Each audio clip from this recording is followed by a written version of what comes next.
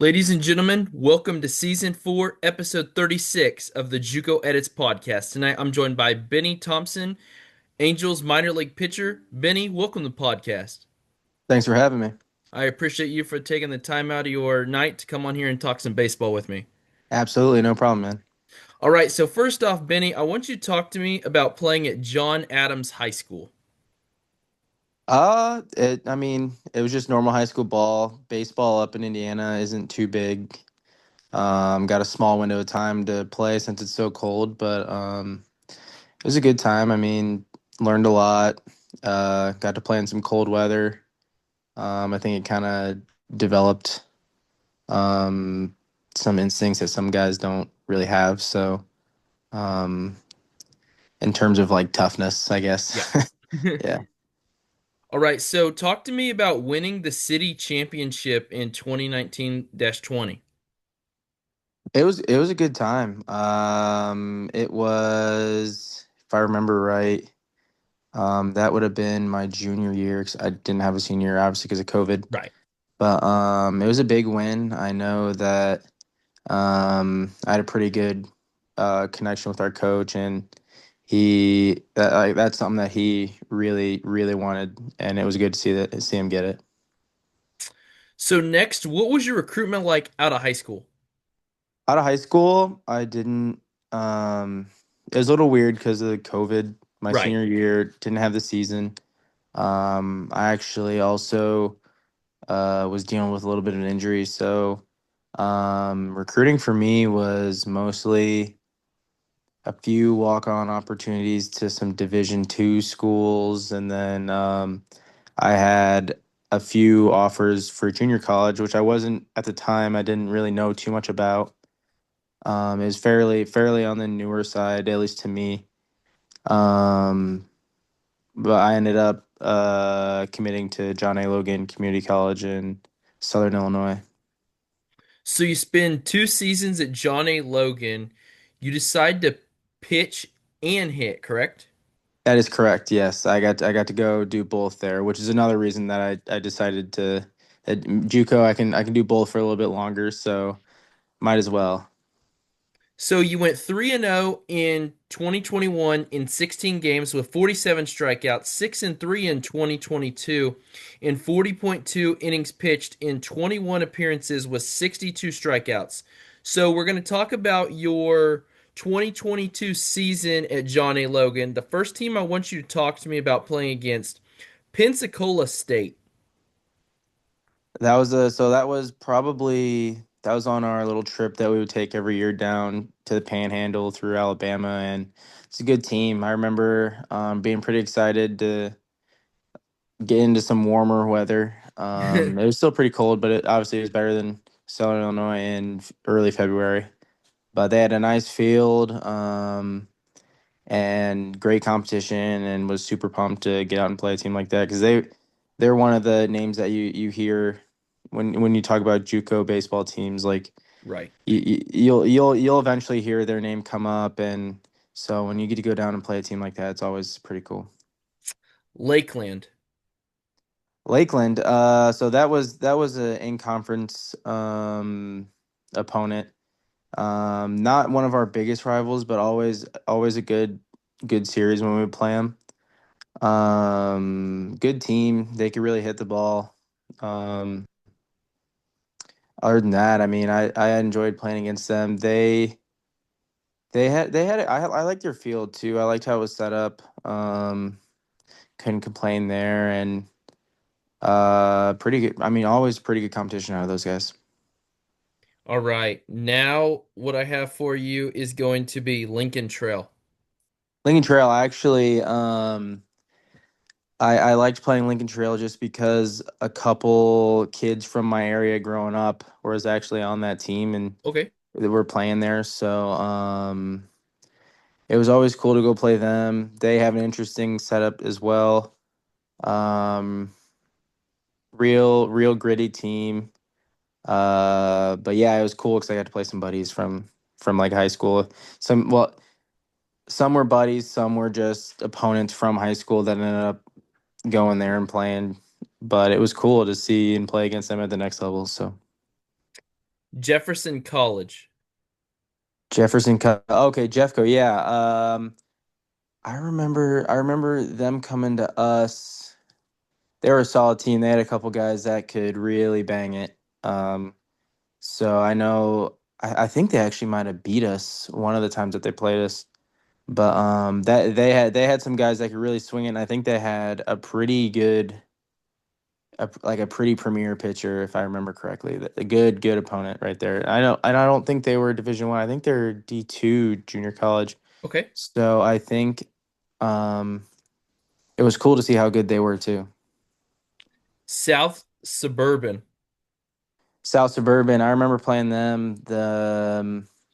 I actually had a buddy my freshman year. One of my better buddies growing up played for them freshman year, and then he came and played for John A. The my sophomore and his sophomore year.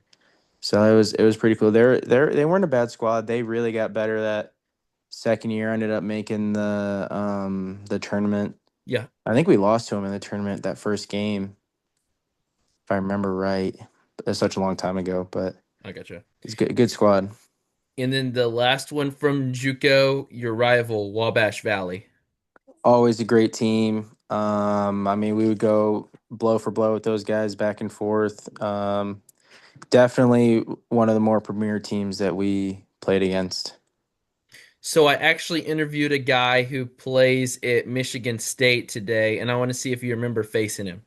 Nick Okay. Williams. Nick Williams. Was he there when I was there? Yes. What hand was he? I can't remember. He plays outfield. Okay.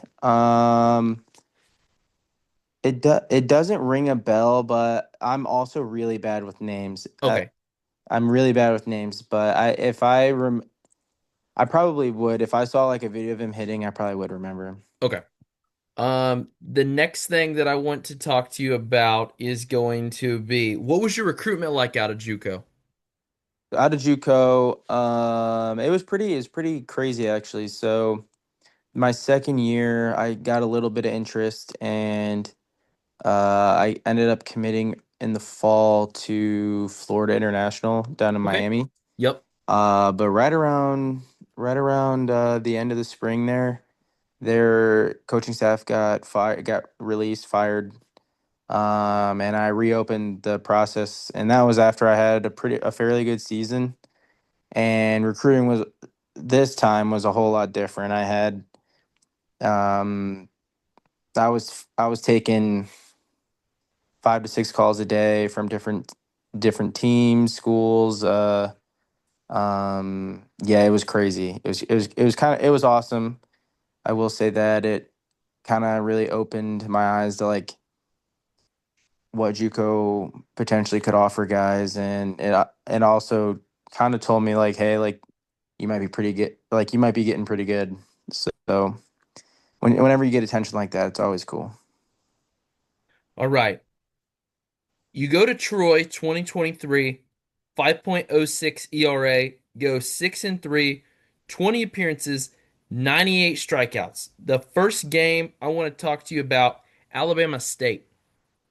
Okay, we played them a few times. I think I might have started once or twice against them.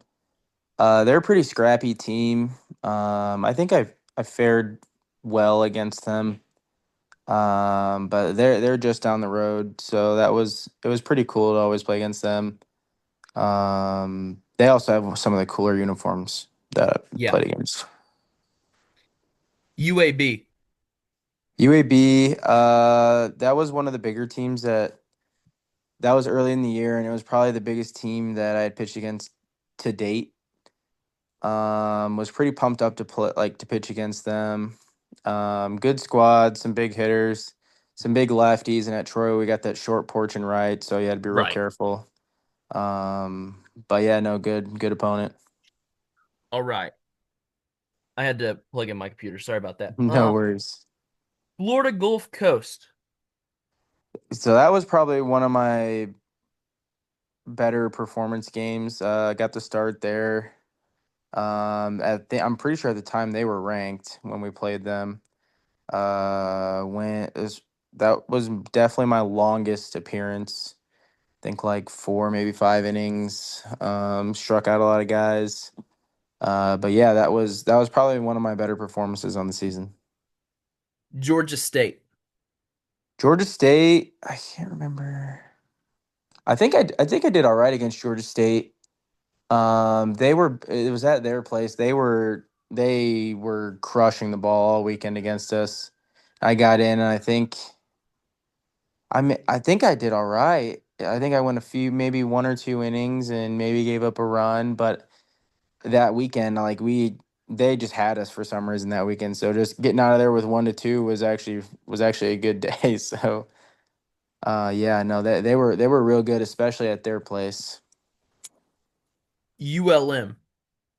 ULM, they were real good too. That was a weird one because I came in after our starter got hit with a ground ball, and I just had to come in and just go off of that. And it was another longer appearance for me, and threw pretty well. But yeah, it was one of those fluke injuries where somebody's got to come in and just you kind of draw the short end of the stick, and it just Yeah. happened to work out for me there. Texas State.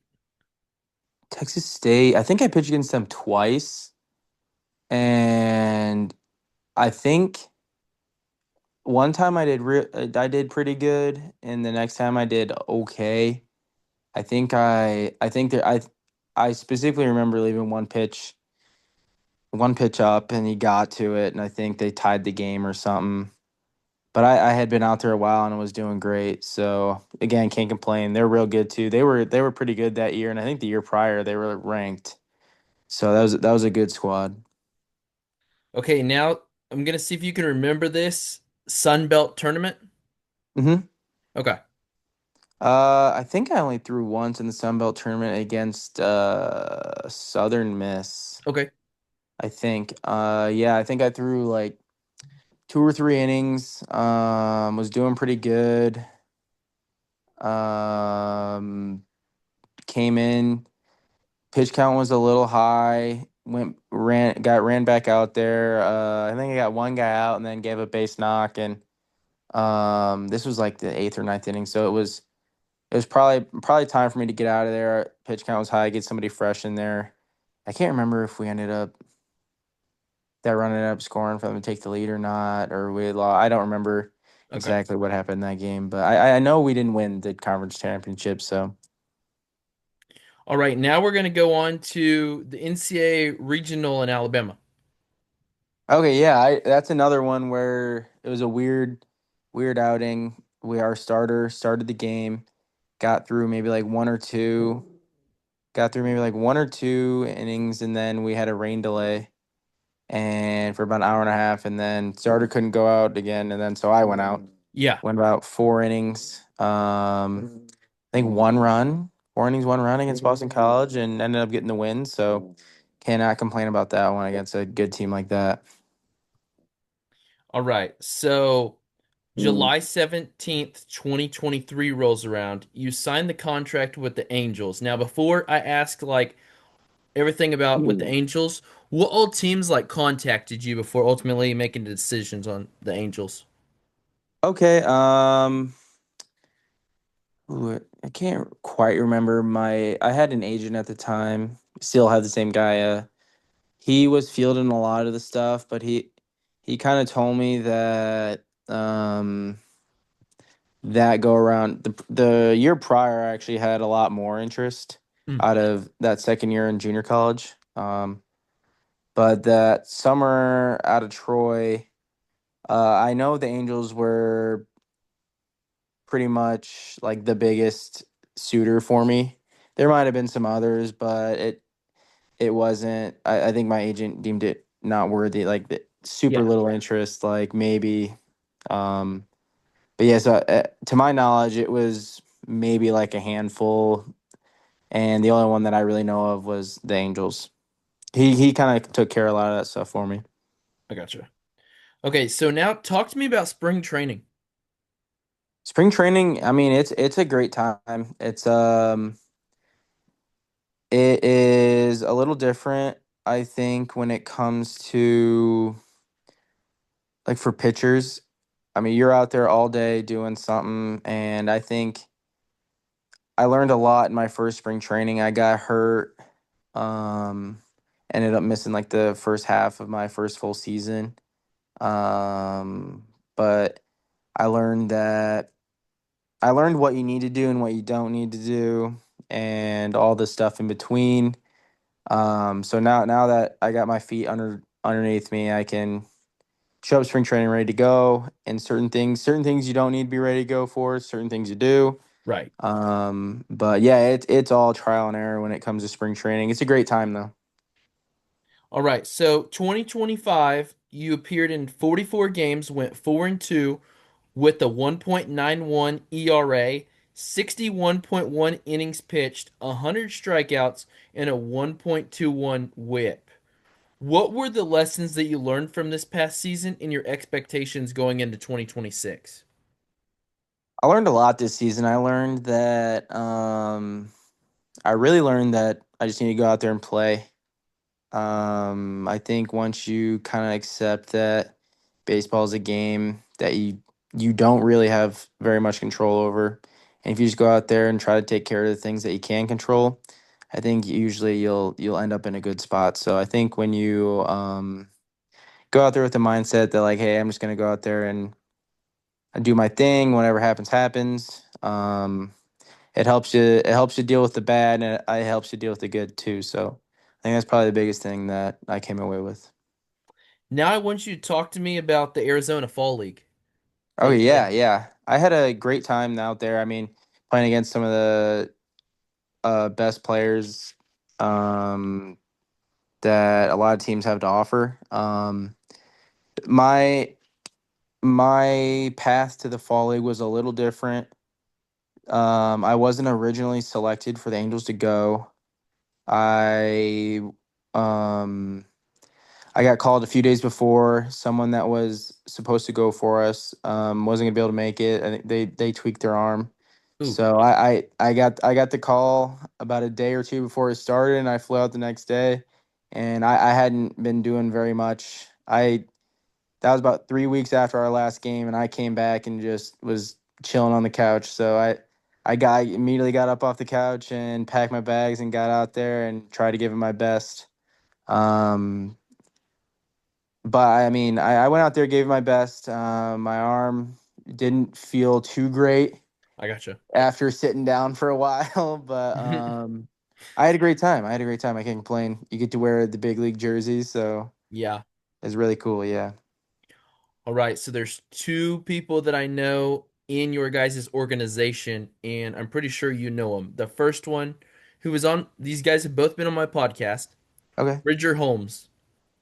Yeah, yeah, I know Bridger. I played with him for I would say close to the first half, if not the full first half of last year. He ended up getting a promotion to high A, I think, and I think Yep. maybe even triple A too or something.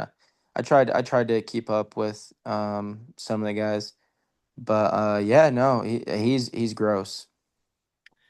Mac McCrowski.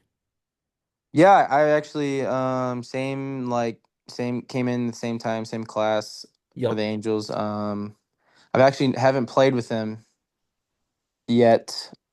Hoping I can because I've only heard good things about his defense and how he plays the game and how smart he is on out on defense and on the base paths and stuff. I've only heard good things about his style of play, so I'm excited to potentially maybe play with him this next year. Never know. Right. And then these next two people that I know in the minor leagues that you potentially know. The first one, Jackson Lancaster.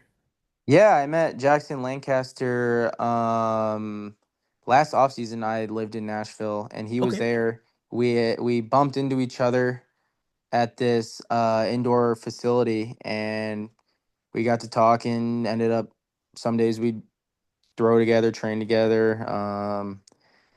I learned a lot about the fall league from him because he did it the prior year, and I made it a goal of mine to for this next that following year to potentially make it, and I ended up did making it. So, but yeah, no, great dude. I liked him a lot. And then the last one, Isaac Stebbins. Yeah, I just met. He was on my fall league team. I met him. Very knowledgeable, great guy. Seemed like he knew what he was doing whenever he was out there, and he had his hat on the right way. So great guy. All right. What is your welcome to JUCO, welcome to D1, and welcome to the minors story? Okay, so I would say my welcome to JUCO story would be um I didn't know too much about JUCO when I was so I didn't know what to expect, but when I showed up it was I kind of had the feeling the competition was way better than I thought it was when I first showed up. I mean, you had guys that had been coming from you have D1 bounce back guys, Yeah. you got some older guys that have some time at other places and you're like, wow, these guys can really bang or these guys are nasty, these guys throw really hard like um that was probably my welcome to JUCO moment. The competition was really good. Welcome to D1 moment was the competition was some of the competition I played in JUCO, I would say was up to par with some of the competition I played in Division 1. I would just say that Division 1, I would say that more of the players are up to that standard. Okay. Whereas in JUCO, there was maybe like three or four guys in the lineup that you'd be okay, like these guys are pretty legit. Whereas in D1, it was probably like 7 8 guys, and then maybe that nine hole, like you didn't have to worry about too much. But in D1, it's probably that and all the travel. I like traveling to all the different places. You got the facilities are nice. Johnny Logan has great facilities, so I don't want to say that because I Johnny Logan almost doesn't even feel like a JUCO because of their facilities. But going and playing in all the other fields, everybody's got good stuff, so that was pretty cool. And then welcome to the pros, I guess, would be it would be kind of like you start to see some of like you walk around and you see some guys that um you saw on TV Right. playing in like the yeah like you saw Mike Trout walking around like wow. I mean, I never saw Shohei, but some of the guys have, and I mean you just start to see some of like these like baseball heroes walking around. And it's like wow, they're like I'm not there yet, but I'm in the door now. So Right.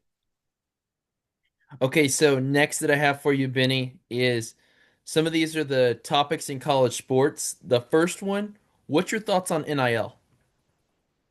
I mean I think honestly as players like I think it's only good for the players. So I mean, it doesn't. I guess it could affect people like leaving teams and whatnot, but I'm a proponent of like you never know in baseball. You never know when you're gonna throw your last pitch. So I'm a big Right. proponent of like if you have the opportunity to go get it, like get your money, like by all means, like you never know. It's just like in football too. You never know like when you're gonna play your last snap. So I mean, take advantage of your opportunities. So I mean, I think I don't know too much about it. I don't know the malpractice and all the stuff that you kind of hear whispers about. So I don't know anything about it, so I won't talk about that. But I don't think there's anything wrong with it. All right, the next thing, what's your thoughts on players having advisors and agents? So, like college advisors, and if you're potentially going to go to the next level, agents. So I had an advisor right at the right after my first year at John A. I got one. Um, and I really think it helped me out. He was able to kind of like he was. I think there is a time and a place to get one. I think like once you start to pick up a little traction, some steam. I think it's probably the right time because you don't want to go into that field alone. I know a lot of guys that didn't really have one and they still don't have one and they don't really know what they're doing. And when you're going up to bat against, like, for the at least once you get into professional baseball, it's a business. So it's not like it. Yeah. So it is a whole lot of different. So I think it is pretty. I think if you're a guy that has goals to play at the next level, I think it's pretty smart. And I think if you're a guy that knows you're going to play at the next level, I think it's really good idea to get somebody in your side that's going to be able to take care of that business side for you. All right. The extra year eligibility rule. I mean, I think if you get hurt, I mean, by all means, I think you should be able to play again. I don't know any of the other ways how you can get extra eligibility, but I mean, if it was me, I'd be scratching and clawing to get more eligibility too. So I really can't sit here and tell you that I wouldn't have. Um, I think I think that it should be tightened up where, like, you see two guys with the same cases and one guy gets it and one guy doesn't. I think there needs to be better criteria. Maybe like um there just needs to be a little bit tighter rules and they need to be a little bit more fair Right. for both the NCAA and for the players. Um but yeah, no, I like I said, I if it was my fourth year and I didn't have that opportunity to go play at the next level, like I'd be knocking on whoever's door to try and get that fifth year. So What's your thoughts on the pitch clock? I think um I think it's good. I mean, it keeps the pace of play up, keeps keeps the batter and the pitcher in it. I think that, again, just like I think the regulations and the rules need to be the same because you at different parks the clock is all they're always all different. So Right. you got guys that start it as soon as you catch the ball. You got guys that start it as soon as you toe the mound. You got guys that start it as soon as you release the ball, like, as soon as the catcher throws it. So I think that it needs to be regulated more. If you're gonna have it, it needs to be the same everywhere.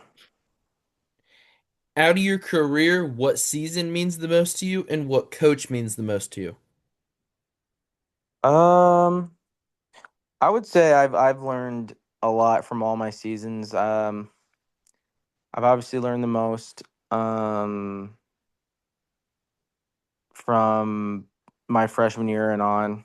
Uh, I would say I learned the most as like a person from my first full year when I got injured in spring training and I had to miss that first like 3 months of the season. Think I learned a lot about myself and about the game and that you really shouldn't take it for granted. So I'd say that's probably the season I learned the most valuable stuff. And then on the coaching side, I like Skylar Mead a lot. He really helped me. Like, he realized that I had the stuff to potentially play at the next level, and I really appreciated how he was able to, like, cultivate that pitching mindset for me, kind of like dig deep and get me to understand why we throw this, why we don't throw this, Right. and really helped me, like, dive deeper into my pitcher growth as opposed to just being like a thrower. What is something that you struggled with this season that you want to improve on? For me, I've never been the greatest. I can't call myself a Maddox, so but I would love to continue to work on my command. Um, I think I did a better job this year. I think everybody can work on their command. It's Everybody should be able to work both sides of plate, up, down. But if I had to pick one thing, it's to continue. That's been my knock, and that's been kind of like my biggest goals for the past 3 4 years is just to continue every year, just to get a little bit better. Um, Kind of be more competitive, cut the walk rate down, Um, but yeah, that's probably my biggest goal is to keep doing that. What are some of your favorite things about JUCO? I love junior college. It was one of the greatest, is two of the greatest years to date for me. Um, I just liked you were able to show up, you had opportunities to play as a freshman, good, meaningful opportunities. You got to fight every day, compete against your teammates because everybody's got the same goal because you want to get out of there. The Right. goal is the goal is to show up, put in your time, and go play somewhere awesome. So I think everybody's got the same goals. Everybody's got these aspirations to show up, put the time in, put the work in, and get after it so that you can go play at the next level. So that was probably my favorite thing. What is your walkout song? This past year, it was "Monsters" by Kanye. Okay. Um, at Troy, it was "Fireman" by Lil Wayne. Oh, nice. Yeah. Yeah, yeah, I was gonna say Josh Hader uses that one. yeah. Very It's good. dope. I like it a lot. Yep. All right. So, what advice do you have for JUCO players, high school players, D1 players trying to make it to the next level like you have? I would kind of let them know for pitchers specifically. I would tell them that you really need to develop the art of pitching. Like nowadays, it's kind of like a lost. It's not a lost art, but I think that not as many players are as knowledgeable about pitch counts, when to throw what, how to read a swing. Um, I think once you understand that throwing the right pitch is better than throwing your best pitch, I think you will really start to unlock it. You're gonna have to do that when you get to this level. You need to because everybody's seen everybody's best pitch here, so you need to throw the right pitch. And sometimes that's your third best pitch. So I think my advice would to be I guess be coachable and to understand that you are entering a brand new game now. Like it's different. It's way different than college and high school. So I think being coachable and really loving the student aspect of the game. What do you do when you're in a slump?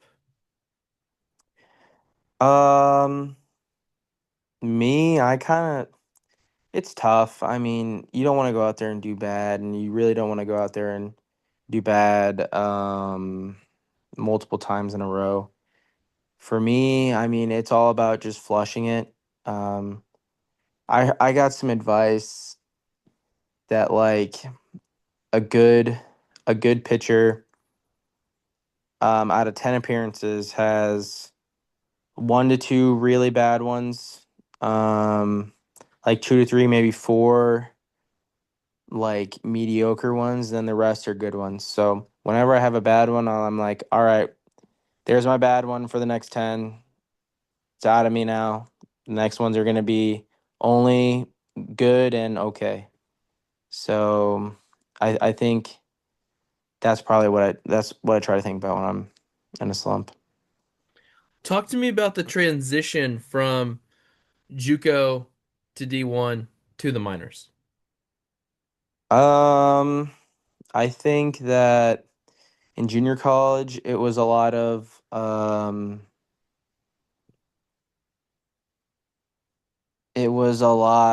more independent. JUCO was almost similar to pro ball, and then when I got to D1, it was like mandatory lift, mandatory XYZ. Where in JUCO, it's like you just show up to the field, practice for a couple hours, and then you got the rest of the day, do whatever you want. I was always a big lifter, so I like to go lift after practice and all that stuff. but it wasn't like every 3 or 4 days we had mandatory weights at junior college, or we didn't. But at Division 1, it was more of like a tight knit, well organized ship. So that's probably the biggest thing. And then when you get to pro ball, it's a lot of like the coaches and stuff. They're gonna work with you. You're gonna be doing their program, but you have a little bit more say in like how like what you want to do. You present all this information to them, and you kind of like work together and figure out what you want to do. So I would say that that's probably the transitions between those three. Okay, what three people do you know in D1 or the minors or the majors that went JUCO that you'd want to see on the podcast? Let me think. Who do I know that went JUCO? I know my buddy that played at South Suburban, then came in and played with me. His name's Terry Bussey. He he went to John A with me, and then went to Georgia Tech that following year when I went to Troy. I think he's playing indie ball right now, I think. Who else? Who else? Who else? Who else? Trying to think of some of my teammates.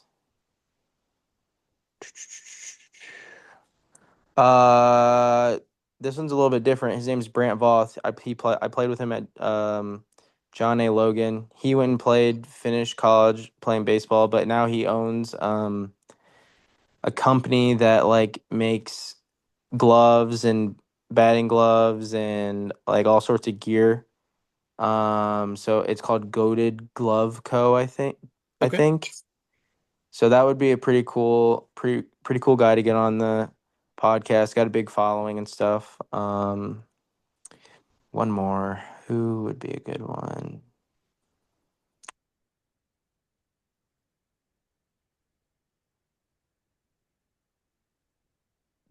Trying to think. This is tough. yeah, Trying to think. I'm trying to think who really liked junior college that was on my team. Everybody liked it. I'm trying to think who really kind of like did well, kind of embraced. Um, you could do. His name's Cole Elkins. okay. He's been to a couple junior colleges, and he's been battling through injury, and he's still playing, trying to get to that next level. He might be a good fit for the pod. Okay. All right. Then the next one that I have for you is going, or sorry, the last one that I have for you is going to be what made you get into baseball? Um, I always liked sports. Growing up, my parents got me into it. But I always threw my toys around, and they said I had a good arm throwing the toys around. So I think they threw me out in the baseball field. So I think that's really what got me into it. And once I started, I always liked it. I loved it. So never really stopped. I got you. Well, Benny, I really appreciate you for your time tonight, man, and go Bears on your shirt. Absolutely, go Bears. All All right. Have a good night. right, thanks you too. Bye.